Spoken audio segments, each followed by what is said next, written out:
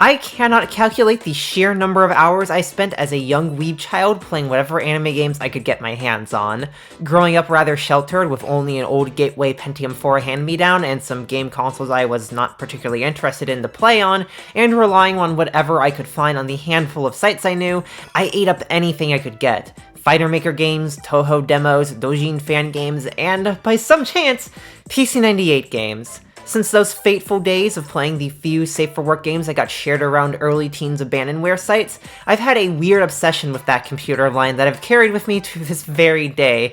And as a head-hecking can't swear in the first 5 minutes of the video empty 21-year-old woman who stumbled upon her first dating sim a couple months back and started relearning Japanese, that obsession has been completely reinvigorated in the form of eroge. And one that greatly caught my attention back around December was the original Doukyuusei. Not knowing what I know now, I thought it looked like some cute game with some lovable characters, neat gameplay, and overall that it could be a good time.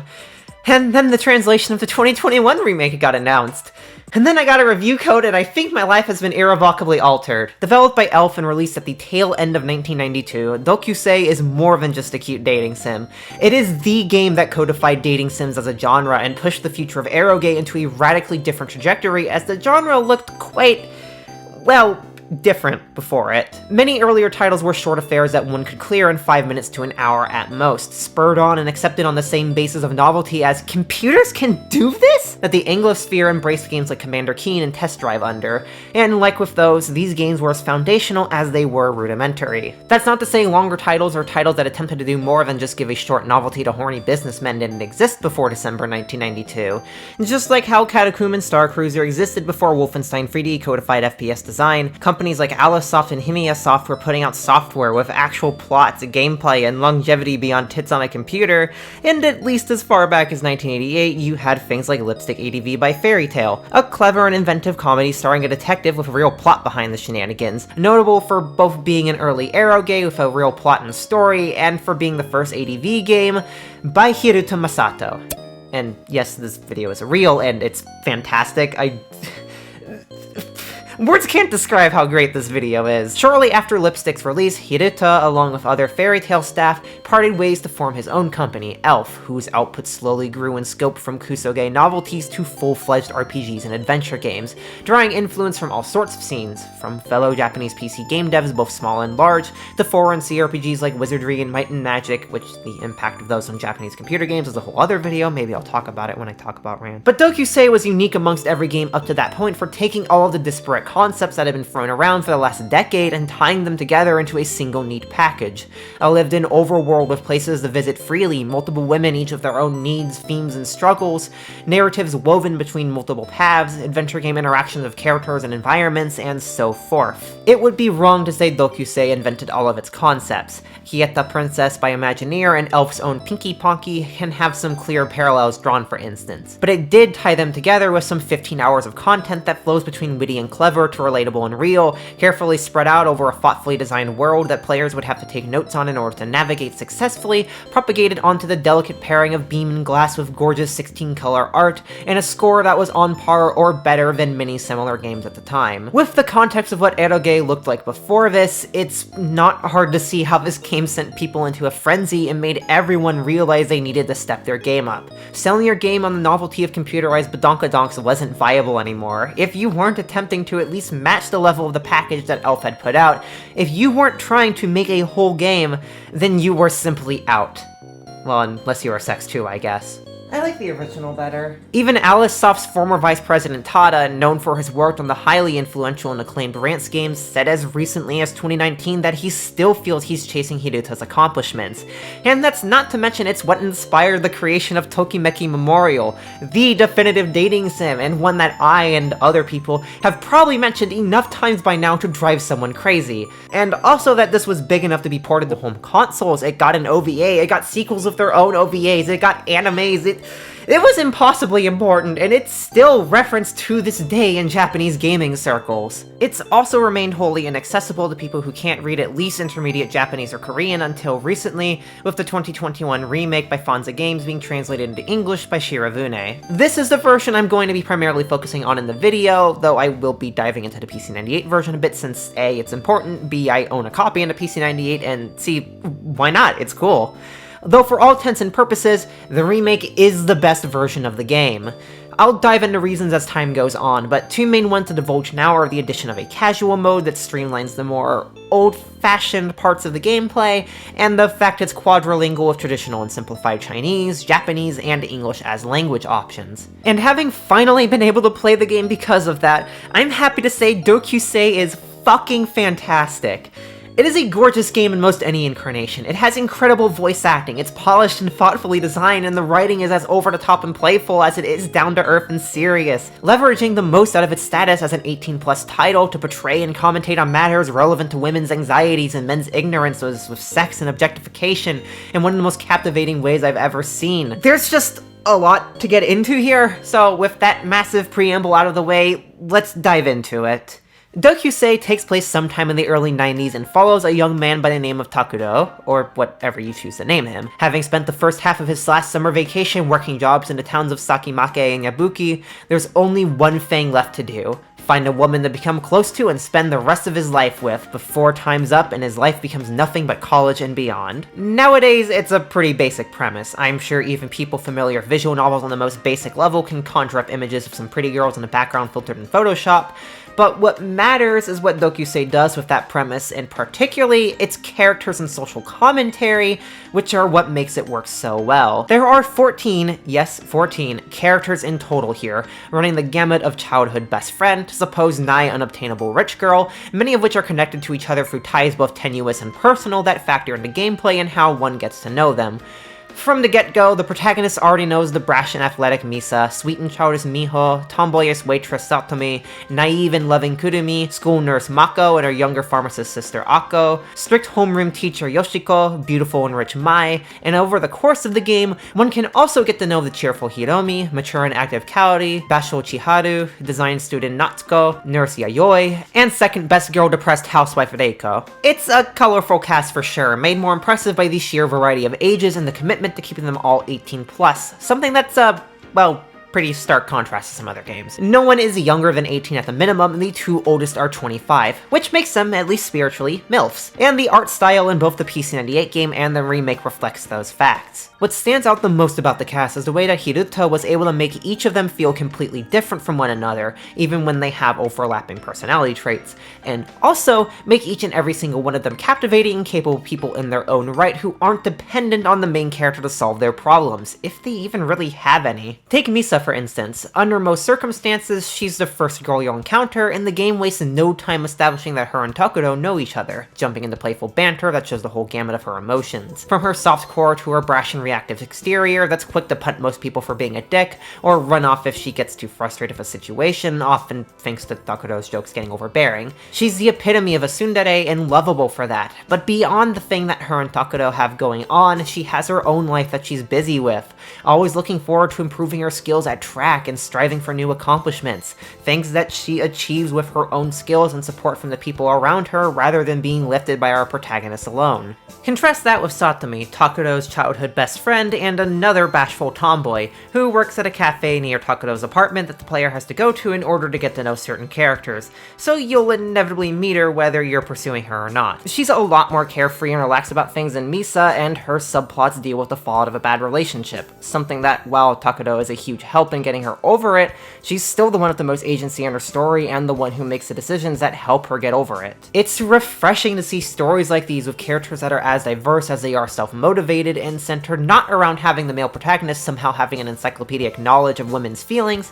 but rather exploring their emotions and problems through his lens, offering a different perspective and helping them to come to a better conclusion like a good friend would. The way these stories and characters are all interconnected is rather unique amongst dating sims. Instead of the game having each character character cornered off into its own route, you can just straight up have a harem. Yeah, you do need to commit to one girl at the end of the game, but there's nothing stopping you from having gone on dates with the majority of the cast on a single playthrough, with the only limitations being a select few contrasting pairs and time management. In fact, this is encouraged by the structure and how characters have their own social circles and aforementioned going-ons in their own lives that affect the ones close to them. For instance, let's say you want to date Misa. Well, you can't just do that, you also need to be close to your mutual friend Miho, because they regularly talk to each other and have events in their routes that can be intertwined. You need to talk to Mako too, though, because she's the school doctor and is important to events later on in both their routes.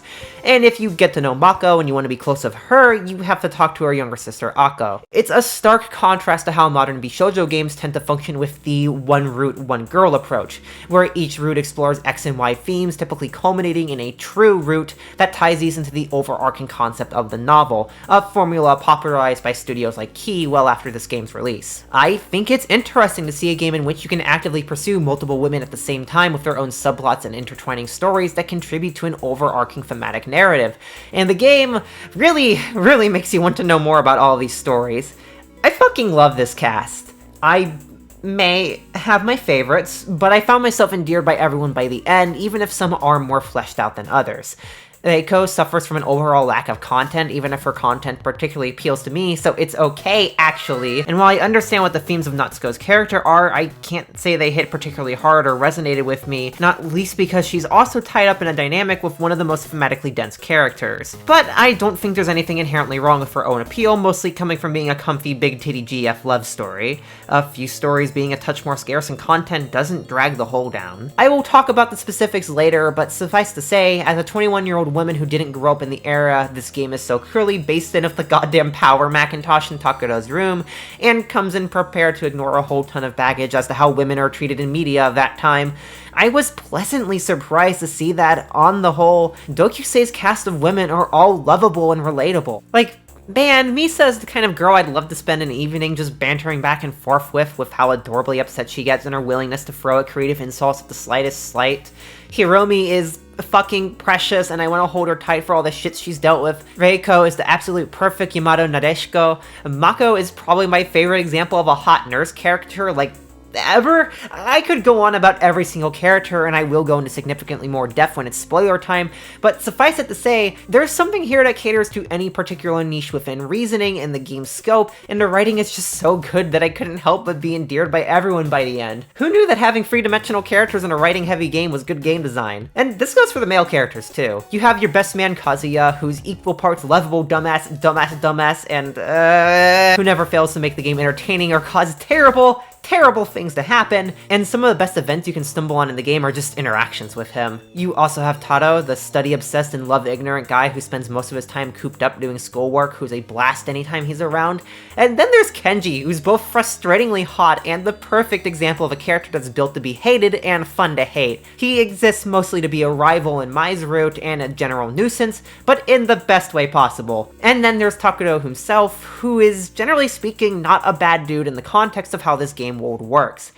It's important to note that Doukyuusei is ultimately a game about a dumb horny guy in his late teens pursuing a relationship with a bunch of women entangled in various life situations, and it pulls no punches with that. It can be as over the top and overtly sexual as any other eroge that came before and after, and that alone I know will make this game feel unappealing and inaccessible to many. But what separates it from its peers and what makes it so damn good is the sheer level of sincerity and, equally as important, self-awareness that it's written with. It's easy for romance stories, and particularly harems, to read like the unhinged fantasies of a 20-year-old guy who's never been with a woman and loves to go on a poetic flight of fancy about breast-bouncing boobily and making out with a dozen women, crossing God knows how many consensual boundaries in the process. What's not easy is writing everything in such a way that is clear where consent begins and ends in the world, and that's something the game establishes pretty early on and continually reinforces with how characters react to and treat actions that would be otherwise upsetting. Takuro stares at his teacher, and it's about as affecting to her as dropping a pen. He has a pass at Satomi's chest, and it's about as much of a deal as when he makes a stupid joke to her. And his jokes about Misa being like a boy and her firing back are just stupid, friendly banter between the two of them when they're in a good mood, just to give examples.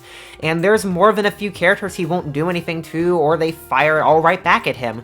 Mako and Kaori are both more than happy to toy with him in the same charged manner and embarrass him. Now that's girl power. Doukyuusei Doukyuusei is a very, very horny game, but many of the things that happen in it aren't written in a way where the recipients of things are scared or uncomfortable with what's happening in a way that clearly breaks boundaries more than just a mild annoyance. And though there are times where things go too far and are uncomfortable to witness, they don't go unpunished. There's a particularly uncomfortable scene of Miho early on that causes her to shut herself out from everybody and Misa to be mad at Takuro on her behalf, and it results in him realizing that he fucked up and crossed boundaries far beyond the simple kiss that she just wanted at that time.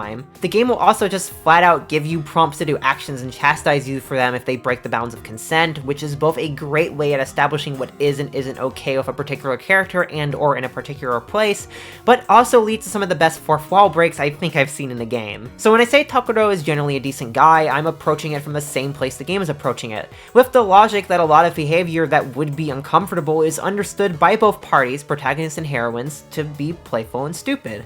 And it's not as if it engages with these things non-critically, as there are multiple points I'll get to in the spoilers part where the darker sides of these things are explored, but rather it plays a lot more fast and loose with things like trying to pick up girls on the street and staring inappropriately. However, he is a genuinely sincere and honest person when the time calls for it. Beyond the banter, beyond the shenanigans, and beyond the hormonal teenage male eccentricities, he would never really want to hurt his friends and feels shame when he does and improves from it. He tries his best to cheer people up and motivate them to push on in life, and the times where the game dives into some pretty risque and easy to fuck up subject matter, he makes apparent that certain impulsive requests on part of some characters at their low points aren't things to trifle with. Those moments are some of the best in the game, and I think they really stand out so much because Doukyuusei is generally quite a lighthearted game, and part of what keeps that tone is how willing the game is to mock Takuro's stupidity.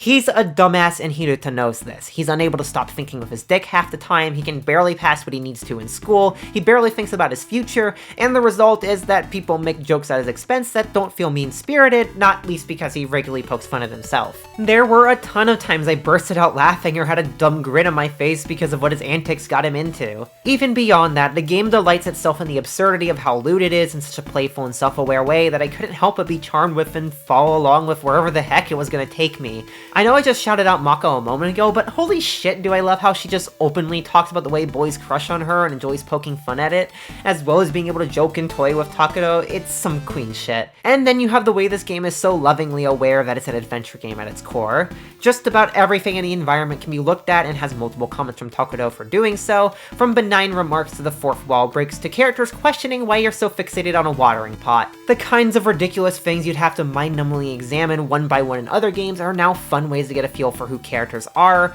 and at least for me, encouraged me to take my time in each screen and find all the shenanigans developers had hidden. This is despite the fact that this interaction, excepting a few sequences, is entirely tertiary. Progress is primarily done through talking and being around at specific times when events can occur, which, well, let's talk about the gameplay before I get into anything else, because it's pretty important to how this all comes together. Doukyuusei is structurally, and fittingly given Elf's past track record of making RPGs and adventure games, somewhere in between those two genres, with the game divided into two interconnected portions, taking more heavily after one genre than the other. Getting around from place to place is done through this top-down perspective in his school building and in towns, where you can make this cute little version of him wander around to places like characters' homes, take the train between the two major cities, go to important sites, and so forth. Some of these places exist just for fluff or mechanics, but it's obvious which are important by the fact they put you in first person. Stopping by a place takes up a certain amount of in-game time, usually 15 minutes, which is important because what events you'll see and what characters you'll meet is dependent on the time of the day and where you are. If you come to the school pool close to closing, you probably won't see Mai, but if you come earlier in the day, there's a good chance she'll be there, and there is generally quite a friendly leeway of how early or late you can be to something. These interactions, once you've entered into a place, are done in the game's other portion, which are first-person adventure segments where you can perform various ADV game type verbs dependent on the context. Some scenes add more to this, but typically it's just looking, touching, and most importantly, talking to any of the characters currently present. Many conversations and interactions exist just to fill out the world, but many of them are also important chances to build up relationship with the girls, answering questions and taking actions that they'll find favorable to get close to them, in hopes of being able to get with them at the end of your run. As explained earlier, however, what makes Doukyuusei unique is the ability to pursue multiple women at the same time, and the way this is encouraged by many characters, requiring you to be doing so in order to get with them. And that is where the challenge comes in. In the original versions of the game and the normal mode of the remake, there are no hints towards where a character might be and what the correct thing to say to them is. The intent is you'll play the game over and over and over again, plotting out what happens where and what isn't important, what isn't connected, until you've eventually solved the puzzle, so to speak, and then you can make a perfect run that allows you to nab most events on a single playthrough, and preferably have multiple saves at divergence points. I will be completely clear and say I didn't do this.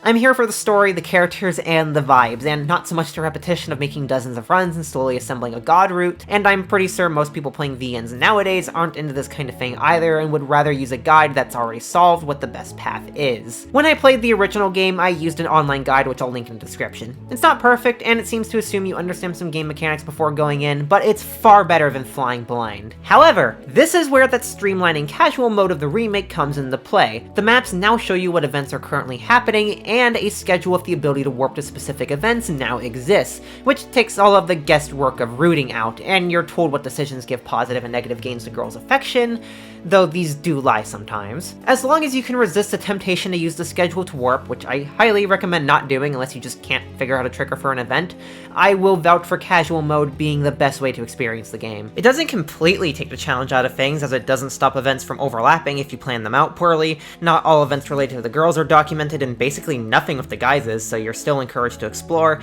and the dialogue guide only tells you if a choice is good or bad, so branching conversations with multiple neutral options require exploration to solve. As long as you use the schedule primarily as reference rather than for warping, casual mode doesn't ruin the game, but instead takes all the guesswork out of it, and for me, that makes it significantly more enjoyable.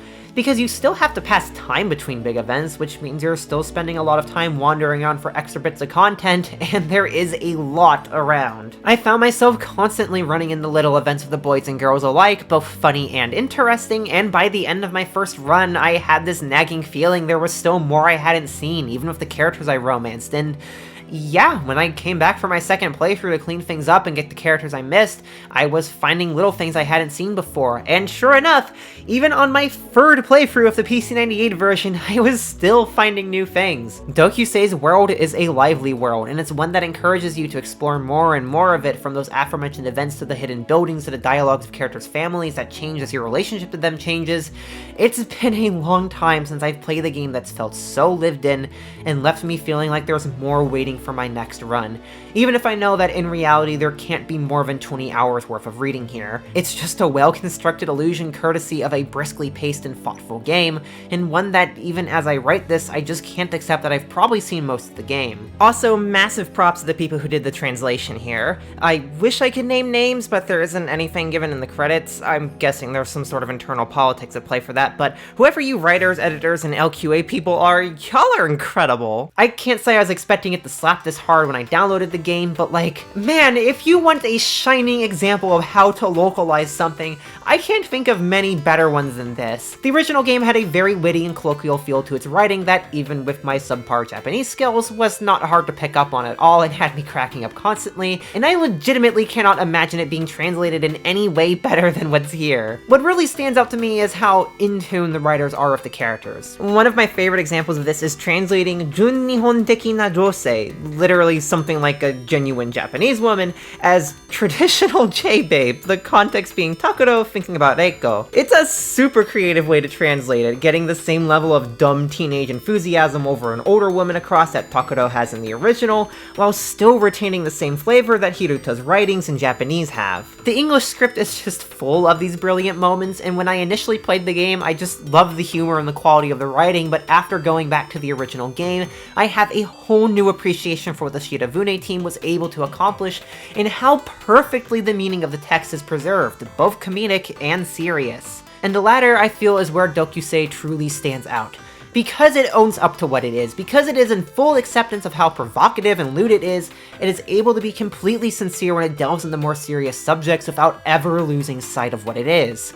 Risque sexual subjects like sex work, cheating, the way men treat and look at women, and anxieties women face in their love lives, as well as general life subjects like strict parenting, loneliness, feelings of inferiority, and of course, general relationship woes. This is the point where I'll be getting into really heavy plot discussion, so if you don't want to be spoiled on what happens in the game and what themes are discussed, then skip past this bit to the timecode that's on the screen and on the video timeline.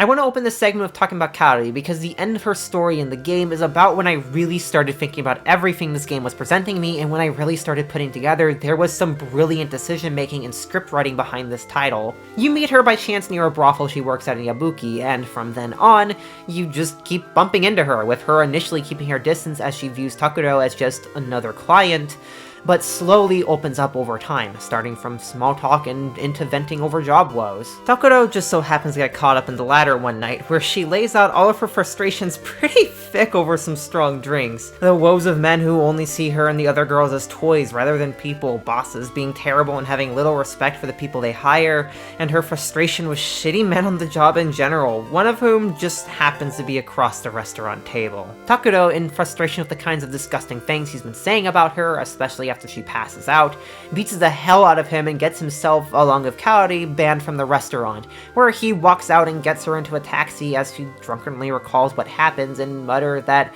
maybe that man's right, maybe she is just a lowly whore, a statement that Takuro rejects as the two make their way back to the apartment.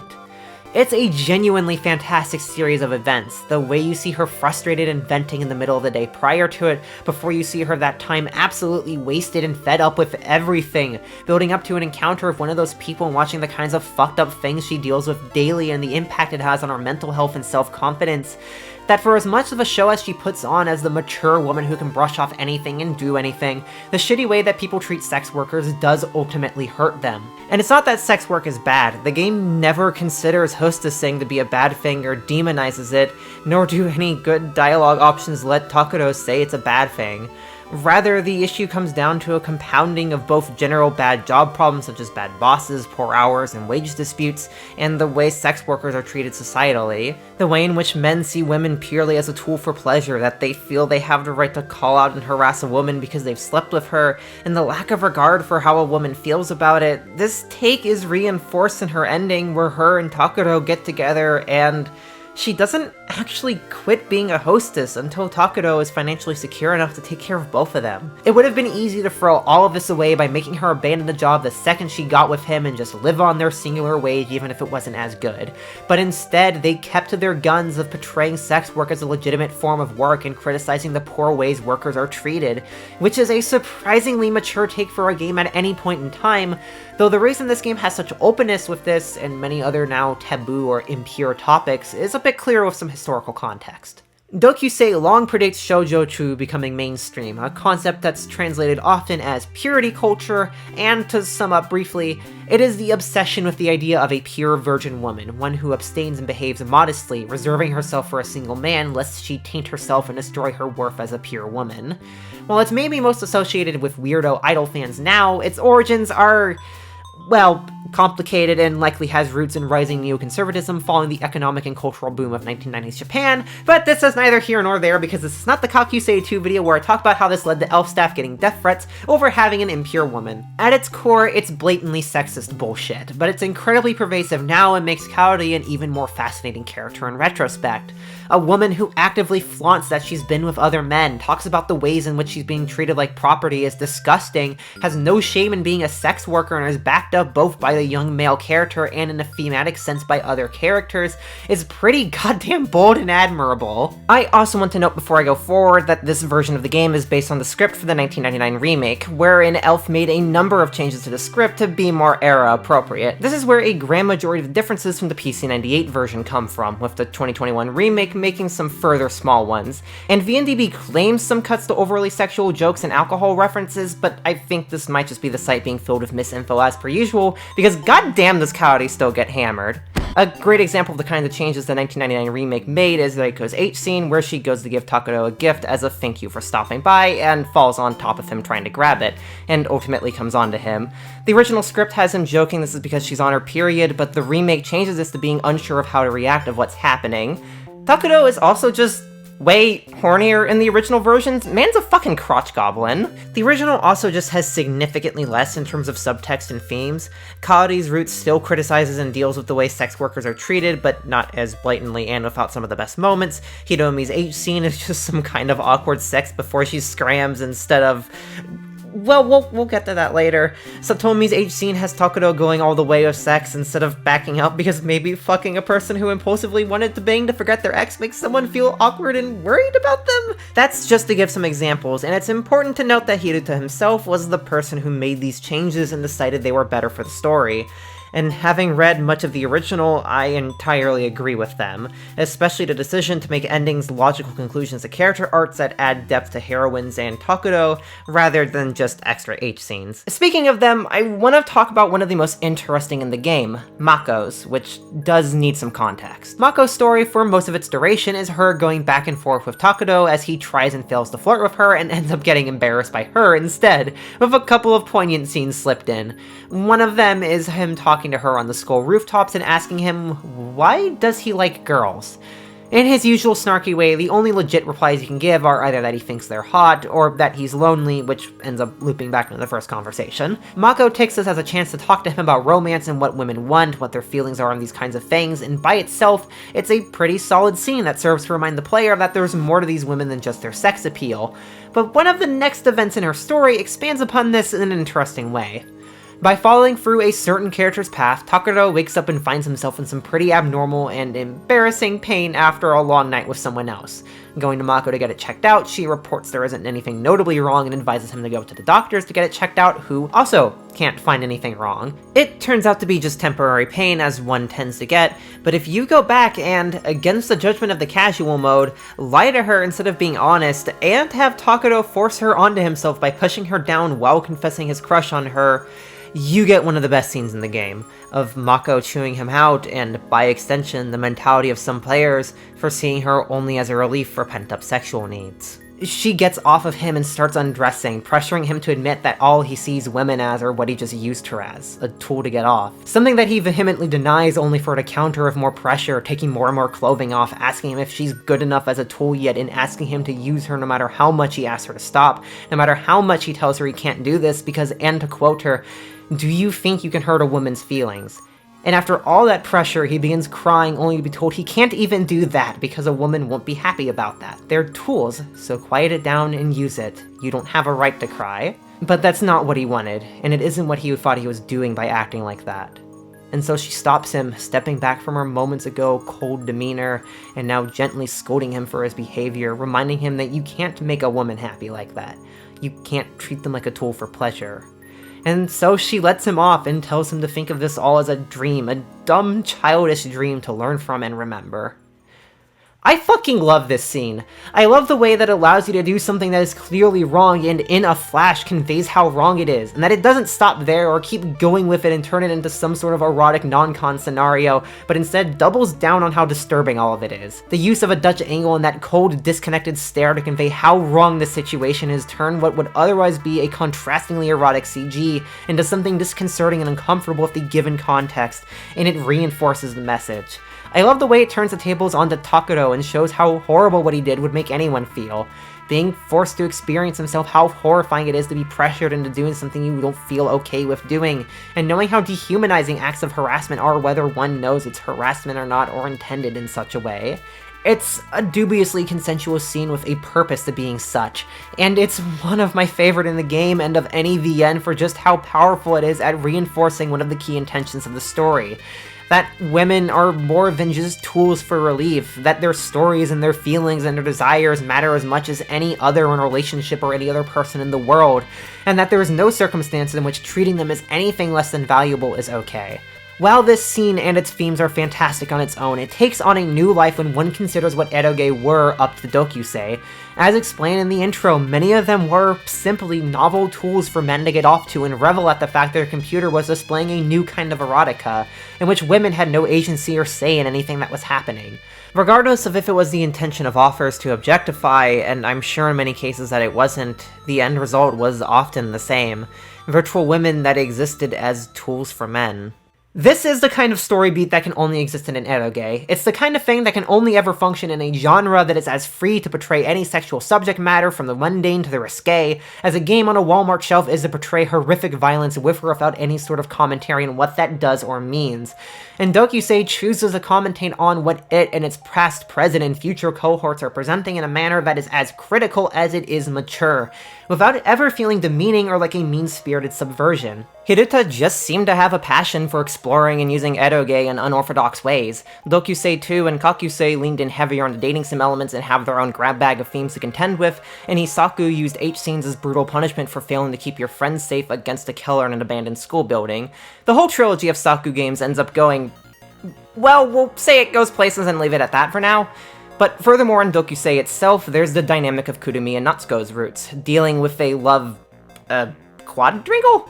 Between Takuro, those two, and Kazuya, who's cheating on Kurumi with Natsuko. Kurumi's route is by far one of the most complicated in the game thematically, delving into the emotional semantics of cheating, the effect it can have on one person in the relationship as they see themselves slowly being replaced, the behavior from people like Kazuya who don't have the decency to be honest with their partner and try to push them into things they don't want, and the lengths someone might go just to spite said person, all culminating in some pretty feminist shit of her taking agency over her own sexuality.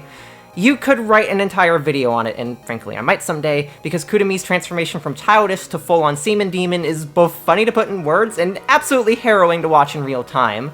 It's something that Hiruta would later explore in further works too, namely Gatenke, which I'm 99% sure it's written by Hiruta. We don't have official confirmation, but this is probably just an alias. It's clear that Hiruta's passion for his works, even as he became more critical of eroge and matured as a writer as time went on, comes from a place of knowledge and respect for the medium, as it's not as if the game doesn't engage with these things or have fun with them when it's appropriate. As I've stated before, it's a pretty indulgent and often funny game, and many of the other characters' H-scenes are written to be, well, erotic. And they serve their job as that, running the whole gamut of vanilla plus fetishes from varying positions to bondage to cheating, but never in a way that says all of this is terrible and that the whole genre is gross and inherently sexist. Instead, it chooses to set an example of how one can handle subjects complex and simple, what expectations should be challenged, and show that the human elements of things that are oft-portrayed just for eroticism are incredibly important, and it's better to show those things. Sure, it's hot to cuck a dumb bougie asshole out of his girlfriend, but it's elevated beyond just a kink thing when you spent the last 10 hours talking to him, his girlfriend, both their families, and his ex, and you realize truly how much of a shithead he is and how uncomfortable she is with his behavior, but only goes along with it because her family wants to keep marrying rich and arrange the whole thing.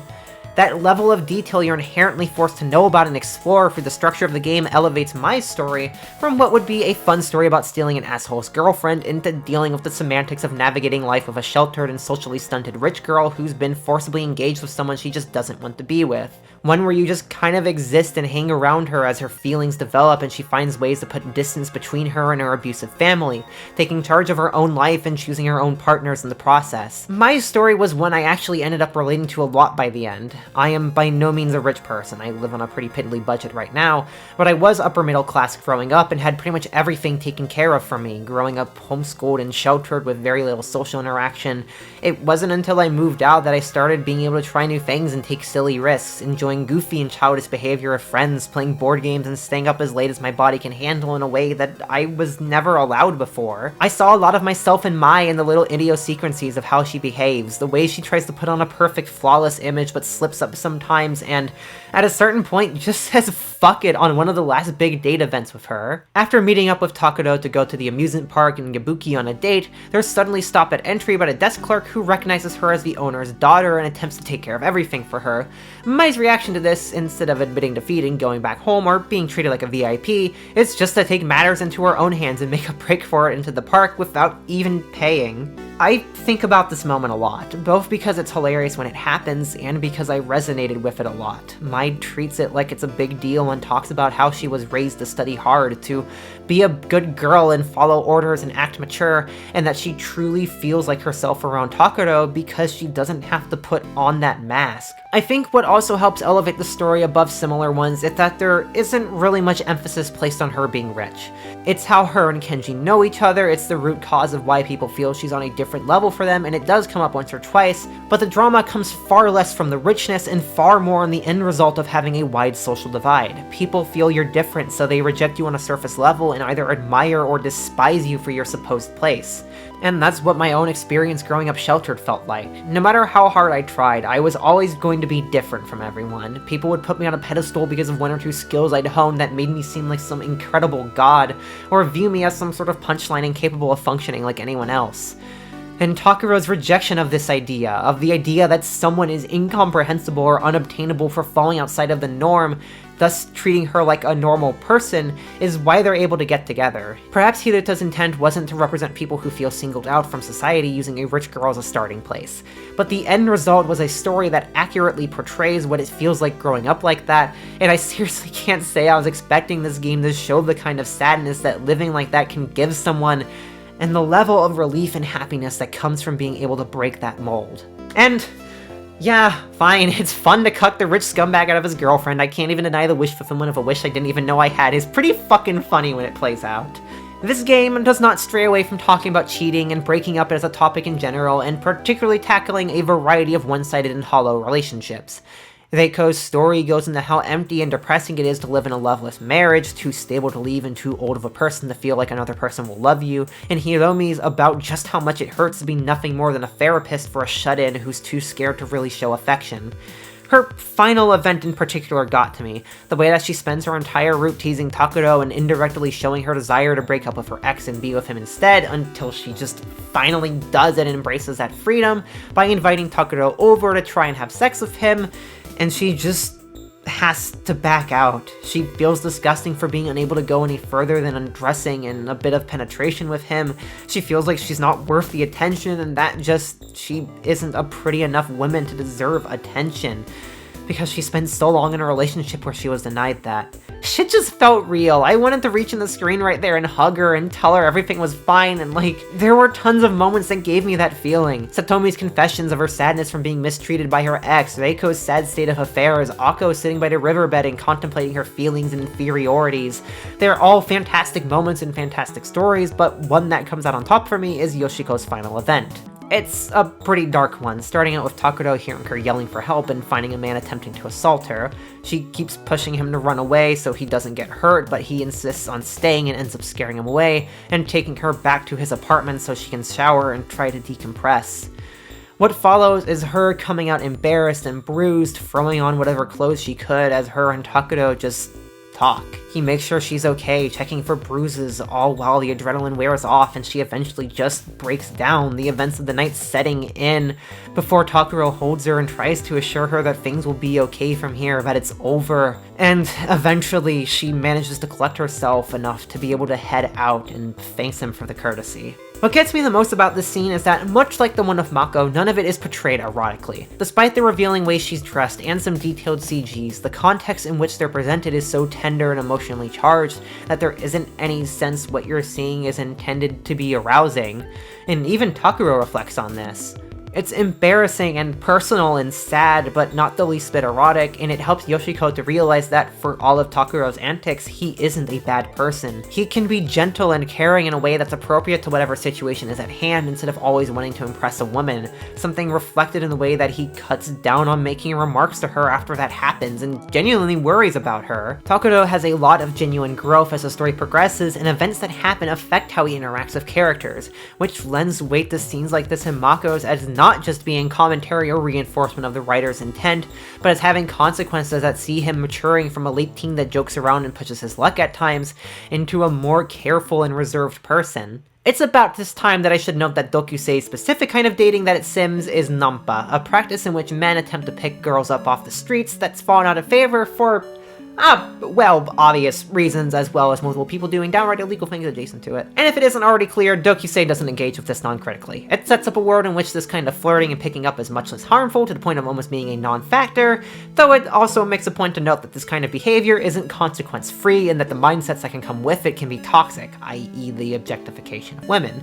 Because of that, it's able to explore that fantasy of being able to just say hi to any random woman and have her maybe be interested in you in a way that feels fun, self-aware, and most importantly, safe. I would feel uncomfortable with a guy doing half the things Takuro does to me in real life, but seeing these events enacted in a virtual world, it ends up being kind of a fun what-if scenario of none of the harm or unfortunate realities that come with that behavior. But by the end, when he's gotten close to all of these women, when he's seen everything this has to offer him, he's a much more mature and grown-up person who retains that same energy, but doles it out in a way that's better for everyone involved, in a way that's considerate of the boundaries and wants of the people he's around, before eventually just settling down. I suppose that Doukyuusei is ultimately about growth at the end of it all, of learning to grow out of your childish habits, of learning to be more respectful of other people, of learning to care from others, and to come out of the end of some dark tunnels a stronger, better person. Whether that's Reiko learning that she can still be loved, Mai learning that there is a life beyond her cage, Hiromi learning that there's relationships as fulfilling for her as for her partner, one of the 11 other heroines' dilemmas, or Takuro becoming a more tolerant and caring person over the course of the game's 3 weeks, growth is one of the most important things we can experience. Also, I want to mention this because it's really funny to me, but the game was originally titled Nampa and even installs as Nampa on a PC-98. It's just amusing to me. You want to know what's even more amusing, though? My lovely patrons. Well, we finally did it, girls, bros, and non-binary hoes. We reached an hour-long video. The funny thing is, I was expecting the script to be fairly short when I asked for a review code, like maybe 30 minutes or so. Well, I guess it's still long, but like by 2022 YouTube algorithm standards, it's subpar, I suppose. I mean, fuck, maybe in the next year we'll see 2-hour-long videos becoming the standard, but let's hope that doesn't happen. Anyways, I can't say I'm unhappy about the length of this. As stressful as it's been to juggle music work and video work, and as much as I have been kinda overworking myself, I'm happy with the end result here. It's also been wonderful seeing the channel grow pretty drastically in between this and the Yuna FX video. Like, seriously, I went up by over 100 subs, Patreon's up to over $40 a month now. Y'all are too good to me, thank you. Every little bit of support counts, likes, views, comments, subscriptions, and donations, be it one-time or monthly. I don't think the joy of seeing people enjoy this content is gonna wear off for me. And I just hope that shines through even just a little bit in my excitement to talk about all this stuff. I'm also gonna take this time to shout out some people and resources that have helped with this video. Big thank you to Castell for helping out the history, translations, and fact-checking me. As credited earlier, they translated the quote from Tada since I couldn't read it right. I just started my learning Japanese half a year ago, so it's not great, and translation is a whole other skill. They also gave me a ton of pointers for history and Hiruta's works as a whole. Basically, they're good people, and if you have the chance to support them, please do. They recently published a translation of an Arrow Doshin, and it looks cute as heck. It's only $5, and it has Prepare to Come edition in the name. You really can't go wrong. Oh, here's a shout-out I should have done long ago. Gaming Alexandria is where I got the Doukyuusei concept art from. It was in one of their scans of a PC Engine fan issue. Their magazine scans have been a massive help with PC Engine and PCFX videos, and they just finished archiving every single PCE fan issue, so definitely check that out. They do incredible archival work. That's the word. And of course, I know I just said this a moment ago, and I say this every single video, but thank you all for supporting me and watching these videos. It means a ton that people are, like, actually, you know, into this stuff. Like I said, y'all are too good to me, and the fact that Patreon is already above $40 is just awesome to see. We may yet reach that goal where I get a free DO, and the new $250 goal where I'll make a video on Sex 2. I couldn't resist buying it when I got my PC-98 because it was like $6, and it looks really funny on the shelf, and it's always funny when people come over and they see Sex 2 on the shelf and have a laugh, but it also has a surprising amount of connections to the rest of the aerogay industry. Shit's actually crazy. Oh yeah, Castell also wanted me to put this in here. I didn't know where to put it, so feast your eyes on this. The official limited edition Elf Dick Size ruler. Yeah, you can probably get how I couldn't fit this in anywhere else, but I don't know, I felt like I had to present this. I love that the childish humor is present here. Like, fuck me, in what world is 13.5 inches standard? But 16 inches isn't the guy. Man, the 90s were fucking stupid. If you're here from the timecode, or if you stuck around that entire section, in which case, thank you, here's the brief. Doukyuusei's strengths lie in the way it's both able to critically assess the way women are treated and looked upon, while still setting up a world in which you can have fun with outlandish scenarios and realistically unviable situations and practices in a way that's as mature and smart as it is childish and fun. It manages to strike that perfect balance, never making the player feel like they're stupid or bad for enjoying things that are meant to be enjoyed, instead presenting the player with a number of experiences both thought-provoking and erotic, and thought-provokingly erotic, so you can have a bit more of an ethically sound experience touching booba and using shitty pickup lines to impress impossibly hot women, and I'm all in on that. Likewise, I'm all down for the game's aesthetics, including the music. The soundtrack for the PC-98 version was composed by Kunieda Manabu, who had previously worked with Elf on a couple of their titles, perhaps most notably Dragon Knight 2 and Free, which both sound great, and Doukyuusei continues that trend with a pretty catchy soundtrack, full of compositions both up and downbeat. What's most impressive about them though, and hard to appreciate if you haven't played the original version where there's less tracks than in the remake, is just how perfectly they loop without ever feeling irritating or exhausting, excepting the times where they play ill-fittingly, which I'll talk about, and it's a doubly impressive feat given their rather short length. It's difficult to explain just how challenging it is to make tracks that loop nicely to someone who hasn't made game music before. It requires a different mindset when composing and a very strong feel for how to create melodies that the player won't tire of hearing over and over again, as well as how to pace and spread them out so it never feels as if you're dwelling too long in the same place, and Kunieda absolutely nailed that. Despite the fact that I'd sometimes be listening to the same song for 10 or 15 minutes while trying to read some of the longer scenes in Japanese, I can happily say I never got bored of whatever track was playing. That said, the game does have a very bad habit of tracks just not fitting where they're playing. Particularly, there's no unique music for sad scenes, as well as a couple other things that exist in later releases, so you're going to be hearing character themes and the overworld theme a lot, which makes some serious tonal whiplash in a couple of scenes. And of course, like many Japanese computer games, there are a ton of ports all with their own music, and I could do an entire video on all the different versions of the music and the ports changes, but this is already encroaching on an hour long, so I'm just going to focus on the one that's particularly relevant here, which is the version in the 1999 remake, which served as a basis for the 2021 soundtrack. It's weird because on one hand it makes some very smart embellishments to the score, with additional melodies and instruments helping to flesh the compositions out, and on the other, it just all sounds bland. Very plainly played and programmed sounds compressed to hell and back on a low-budget synth. It's not inherently bad, but just doesn't stand out for anything other than the small issues in it, like the occasional mediocre mixing and the weird instrument picks sometimes. However, much as how the writing here adheres to the 1999 remake, the music too, arranged by Atsuhi Migaki and Kenichi Okuma, is also rather adherent to this score in terms of instrumentation and composition. And for the most part, I think they did a good job taking that soundtrack and finding what needed to be changed to be cohesive, and what needed just a bit of sprucing up the function, with the final result being a retro-feeling score that evokes the same vibes as a late 90s or early 2000s VN, with more modern-day production values.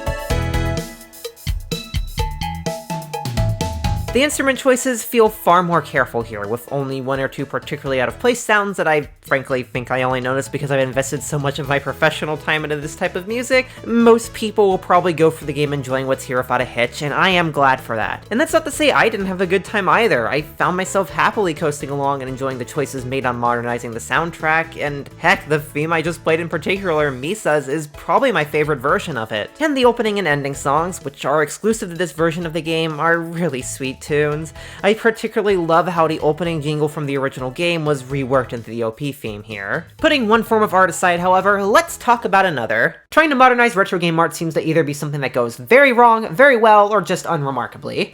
There's countless examples of remakes and remasters that lose any charm or artistic intent the original had. I'm sure everyone can think of one that stays in their mind as particularly sad, which for me is probably the remake.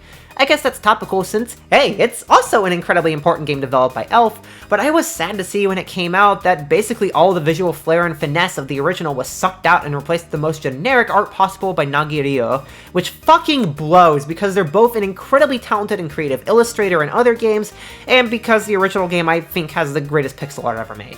When I first read about the existence of a Doukyuusei remake devoid of any other context, I was worried it was going to fall into the same trap of averageness because it too is a dummy incredible example of JPC artwork. During my time playing the PC-98 game for this video, and to get a better grasp of what people experienced when this game first came out, and also because it's actually pretty good Japanese practice, I was continually impressed by the sheer level of detail compared to other games at the time, and just how good the vibes were, and still are. It has this generally homey and muted color palette which makes the creative character designs and costume designs stand out so much more. I've talked about it in my Pia Carrot video, but I fucking love character designs that manage to take some very average articles of clothing and mix them together just right to make something familiar yet totally unique to that game, and this game hits that same sweet spot. People still got drip though. God man, I could stare at some of these CGs for days.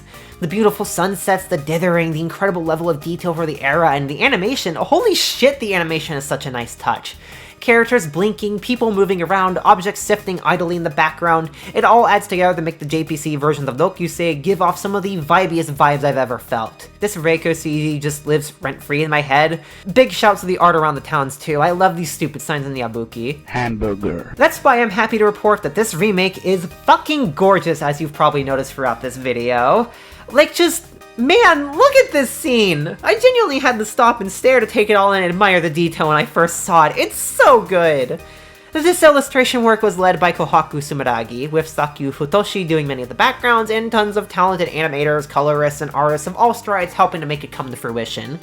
People might know Kohaku for his work on Bust the Fellows, Musicus, and a bajillion other titles that I couldn't begin to list off, both because they're a ton and because I think the YouTube algorithm would actually execute me instead of just politely murdering me like it's already going to for making a video this quote-unquote explicit. It's important to note that while the art team did have a lot of new people, such as Sumeragi, others were actually people who worked on the original game. The colorists in particular, mostly if not all, hail from Silky's Plus, a brand that's comprised primarily of former Elf and Silky's staff, the latter of which was more or less a more vanilla brand for Elf. The end result is a game that not only really gets the vibes the original game had, that gentle, homey feel mixed with a playful sense of eroticism, but has the courage to change things up stylistically, opting for a brighter color palette that hails closer to the original artwork before it was digitized and turned into god-tier pixel art, resulting in a game with art that has this distinctly early 90s spirit, both the stylings and qualities expected from a 2021 visual novel. It's the perfect example of what this remake generally is, a loving modernization of a game that pays respects to its origins, but changes things where necessary as informed by 30 years of industry advancements, and a given an identity distinct from, but similar to, the original title, with the touch of everyone who worked on it shining through as much as the original creator's vision does. Even if they stole Misa's drip. We used to have culture, goddammit! The only thing I'm not huge on is the way in which many characters have been yassified. The original was generally quite modest with things like bust sizes and proportions, and had some surprisingly good body diversity. You got girls with broad-ass shoulders, big and tiny titties, butch and femme, it's overall good. But the remake seems to pump the bust sizes up and pushes everyone towards a more normal 2020s anime girl aesthetic. I get this is kind of what people expect now from VNs unless they're pulling a Steins Gate and go for something incredibly stylized, and it's not to say this is completely homogenous, because that's a downright lie, there's a respectful variety here, but I do still miss Satomi looking like she'd top a girl in bed. Before we wrap things up, let's make a slight diversion into anime. Like many other big edoge from the 1990s, Doukyuusei also received a direct-to-video adaptation by our good friends at Pink Pineapple, released between July 1994 and May 1995, and it's actually kind of interesting, and also partly lost media, but we'll get to that. For starters, it's a shockingly high-quality adaptation of the original game with some names that you might be surprised to hear attached to it. In terms of voice actors, you have Satomi Koorogi, Takeda Yumi, and Mitsuo Iwata, notable for Ushio and Clannad, Aeka and Tenchi, and Kaneda and Akira respectively. The screenplay was done by Tsukihiro Tomita of Sailor Moon and Macross fame, and the direction was done by Kinji Yoshimoto of Mirai Nikki and Ari fucking Ferretta? So, compared to the Pia Carrot OVA I looked at, which was also produced by Pink Pineapple, I was delightfully surprised to find that the Doukyuusei OVA is not only a legit good time whether or not you've played the game, but also a great treat if you're a fan like I am and can appreciate the craft that goes into adapting something as, well, not exactly easy to adapt at this game. Rather than attempting to cram all 14 girls' story into the game, it instead focuses significantly more on the titular classmates. Mai, Misa, Kurumi, and Satomi are each given their own episode and appear all throughout the show, with Miho being sort of secondary to them, and all of the MILF-aligned women either cut or making very slight appearances. It's unfortunate that Kari, Hiromi, Chiharu, and second best girl Reiko didn't make the cut, and that Akko and Natsuko were relegated to very off-model appearances, but cuts gotta be made for adaptations, and at the very least, the story we got at the end of it all is quite nice, and actually manages to add on to what's in the game at some points. One of my favorite instances is, rather than just having scenes where Takuro and Misa talk about her troubles with her parents and fears of being unable to continue her athletic career, we actually see her have a nightmare about it after she gets injured, which is a surprisingly powerful way of portraying just how much her sport means to her. And the way in which events are rearranged to tell a cohesive and linear story despite the very non-linear structure of the game is admirable, not least because the stories themselves are shockingly sweet. Even if they're unable to fully explore the darker parts of character stories like Mai's family situation and Kurumi's, dilemmas, the stories still retain enough of their core to make each episode sincerely gripping to watch. It's also a lot less lewd than the original game in terms of humor. Like, it's still pretty horny, but not as much as you'd expect, particularly in how Takuro is less of a horn dog and more of just a flat-out himbo.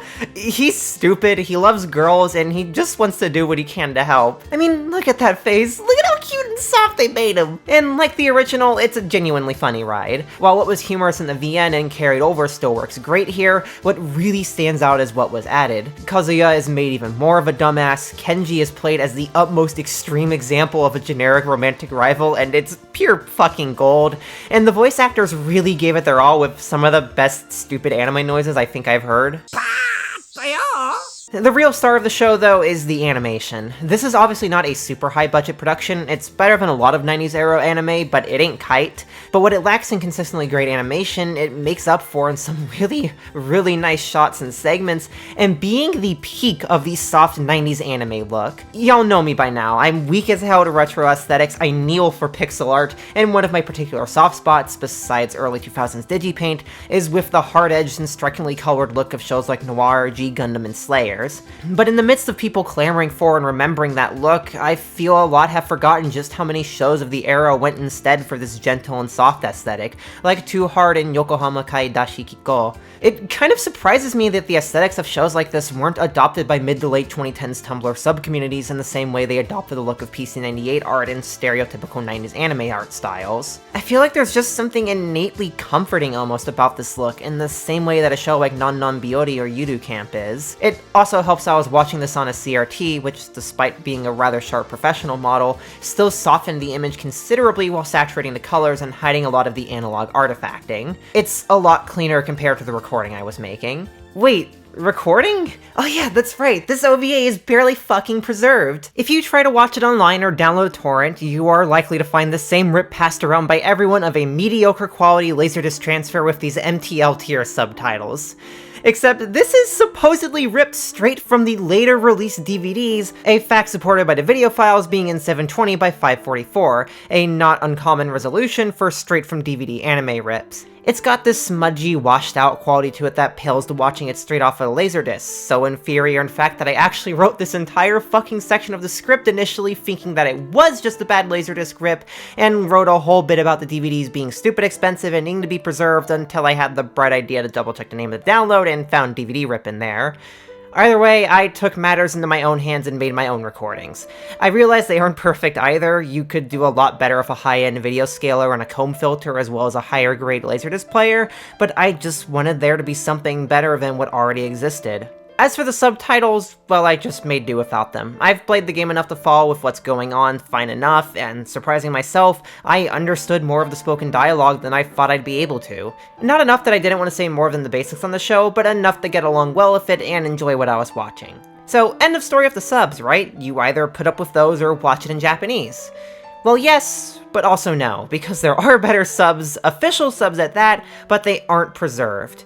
The OVA was released on 2 tapes as End of Summer by Softcell, a short-lived adult video division of ADV when they were still called ADVision. These tapes aren't impossible to find, I'd say. They pop up occasionally on eBay for sale, but they are a bit rare and there seems to be very little interest in preserving them. The only records of their contents that can be found online is, by some chance, a partial upload of the first episode to YouTube. It has all of the arrow scenes cut out, but is otherwise intact, and while I wouldn't call the subs great, they are a marked improvement over what exists now. As much as I'd love to see new subs for this OVA and hope they get made at some point soon, I feel like it's also important to preserve these if at all possible. As messy as subtitling efforts from that era could be, and as much as I wouldn't ever really recommend watching shows of that era with their original subs if better ones exist, I think there's still historical importance to them that's worth preserving for people who were curious about the scene back then with all of its quirks. I've done my best by uploading my rips of the show to the Internet Archive, links will be in the description, but maybe eventually people can preserve those currently lost subtitles and put a better LD player to good use for getting this show in decent quality? A show of a boy this cute doesn't deserve to be lost to time like the original game almost was to Western audiences. If it weren't for this remake, I could see this incredibly important chapter in gaming history being forgotten by even many of the most hardcore English-only VN fans. But not only did we get it with a fantastic localization to boot, but the game itself is just incredible.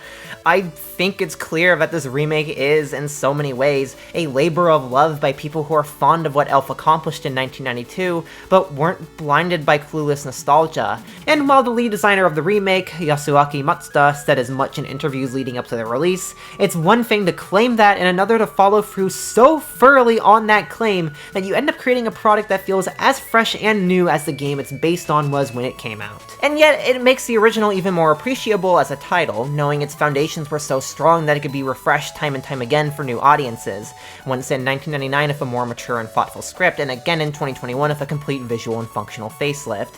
And it got me invested beyond words in its history and how it factors into the larger landscape of Japanese gaming. Doukyuusei in 1992 was a landmark title. It's not perfect now, and it's difficult to approach unguided for players due to its game design, but the gorgeous art, the themes it tries to explore, and the world it presents are all still so thoroughly captivating that I couldn't help but find time daily to play it, not just for my Japanese studies, but for fun. Without any alterations, I would still call it a great game worth your time. But the 2021 version by Danza, with all of its little fixes and changes, it is, without any doubt in my mind, one of the best ADV games and dating sims ever made. It's thoughtful and smart, it has some incredible heart-throbbing romances, it's got great wit and humor, it has gorgeous art that just gives off the best kind of vibes, it has a fun soundtrack underlining it all, but above all for this kind of game, it has a truly incredible cast of characters that I couldn't help but fall in love with, each and every single one of them. By the end of my 15-hour adventure into Takuro's world, I was beyond satisfied with everything that was offered, so much so that I just want to see more of what the team at Elf was able to craft in their day. And let me tell you, being both satisfied and excited to see what comes next is one of the best feelings a game can leave anyone with.